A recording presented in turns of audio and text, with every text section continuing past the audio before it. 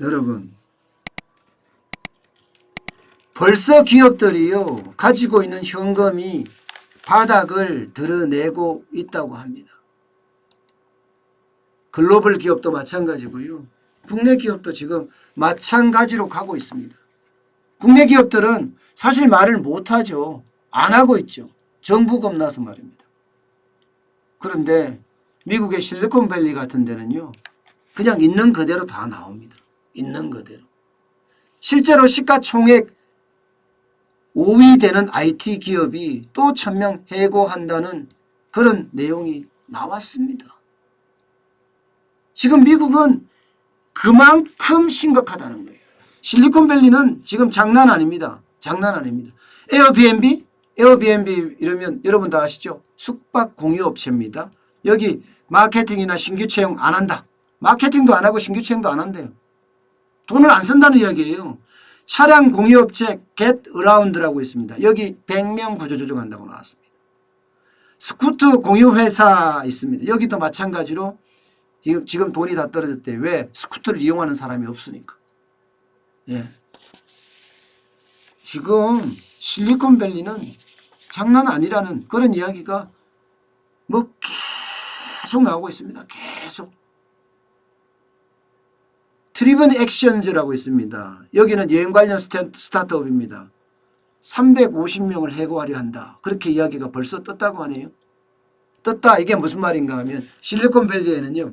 해고하는 내용도 이렇게 게시판을 만들어 놓고 자기네들끼리 이렇게 띄우면서 본다고 해요. 그만큼 이렇게 경제 자체가 굉장히 투명하게 공개되는 그런 장소이기도 합니다. 실리콘밸리라는 자체가 말입니다.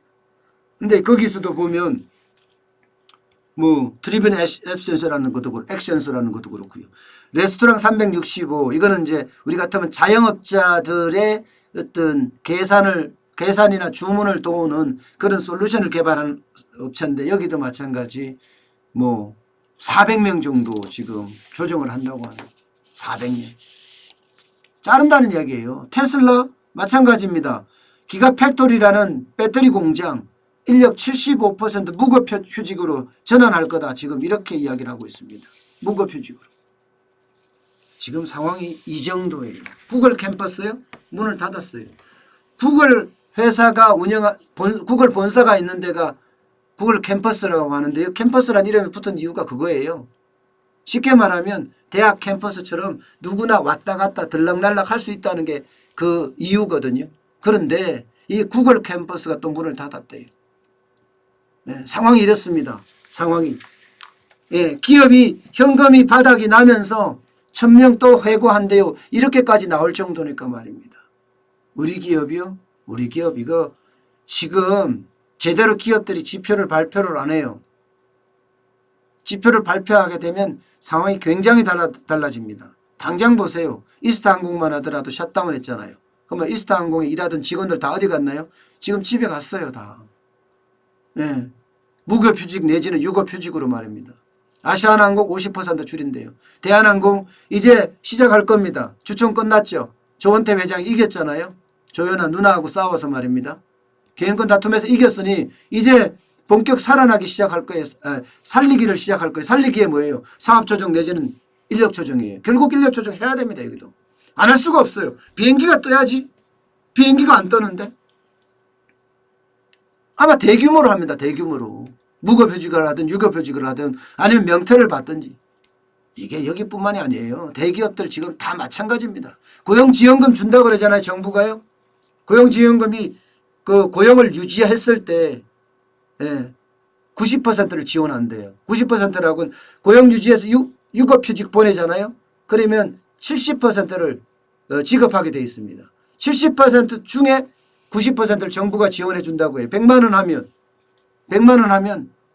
70%면 70만 원 지급해야 되잖아요. 그게 90%니까 69, 54인가요? 54만 원 지원해 주나요? 그런데 나머지 정부가 지원해 주고 90% 지원해 주는데 10% 내가 자부담인데 그것도 못 한다는 거 아니에요. 어렵다는 거 아니겠습니까? 그 정도로 지금 기업이 지금 말을 안 해서 그래요. 말을 안 해. 지금 이게요. 이미 중소기업은 끝났습니다. 중소기업은 많은 사람 줄였어요. 어제 제가 방송 나와서 하신 분 이야기가 들었잖아요. 직원이 8명 있었는데 7명 줄였다. 1명 남겨놨다. 그렇게 이야기하잖아요. 중소기업은 벌써 이만큼 갔단 말입니다. 중견기업 마찬가지예요. 살기 위해서 이미 많은 사람 줄였습니다. 대기업이요. 눈치 보고 있어요. 겁나서 만들어 말 못해요. 예. 정부가 계속 고용지원금 줄 테니까 고용 유지하라 하잖아요. 그런데 현금 바닥나면요. 여러분 지금 대기업들 일부예요. 일부가 현금을 한 700조 정도 들고 있다고 해요. 700조에서 800조 정도 들고 있다고 합니다. 대기업은 재벌기업이겠죠. 700조 800조요? 금방 날아가요. 이 코로나 사태가 계속 가면 갈수록 더 빨리 날아갈 겁니다. 그러면 기업이 현금이 바닥나면요. 결국은요. 해고하고 사업부 팔고 이제 살 사람도 없어. 외국인들도 지금 어렵거든요. 외국도.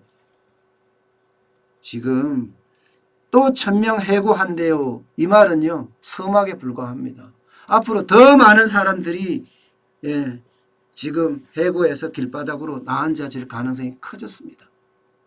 제가 오늘 문재인 정부가 아마 비상경제대책회의, 비상경제회의에서 결론을 내서 발표를 하겠지만 뭐 재난 기본소득이죠. 그것도 이름을 바꿨어. 생계지원금이라고. 아이고 참. 뭐 이게 현금 뿌리기 아니다. 뭐 그런 걸 보여주고 싶겠죠. 네. 그렇게 마구 뿌리다 보면요. 나중에 결론적으로 여러분. 나중에 진짜 결론적으로는 돈 써야 할 곳에 돈이 없어서 못 쓰는 그런 결과를 초래할 수도 있습니다. 문재인 정부 이거 진짜 명심해야 돼요. 코로나19가 언제 멎을지 몰라요. 대한민국이 멎은다고 해서 금방 해소될 일은 아니에요. 물론 급선무가 대한민국을 먼저 지금 코로나19를 잠재워야 되겠죠. 그러나 세계적인 상황은 지금 만만치가 않아요. 네, 세계적인 상황. 여러분 이럴 때는요. 모르겠어요. 저는 그런 생각밖에 들질 않아요. 일단 돈을 쓰지 말아야 된다.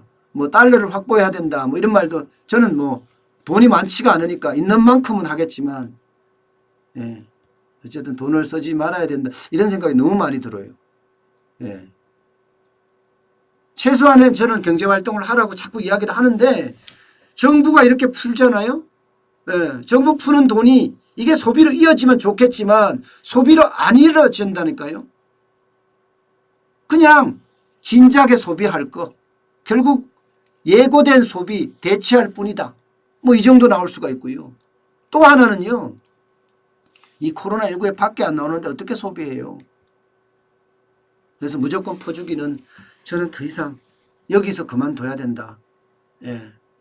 저는 문재인 대통령이 현명한 판단을 하길 바라는데 워낙 경제를 몰라서 권력에만 관심이 있어서 과연 그거를 할지 두고 볼 일입니다.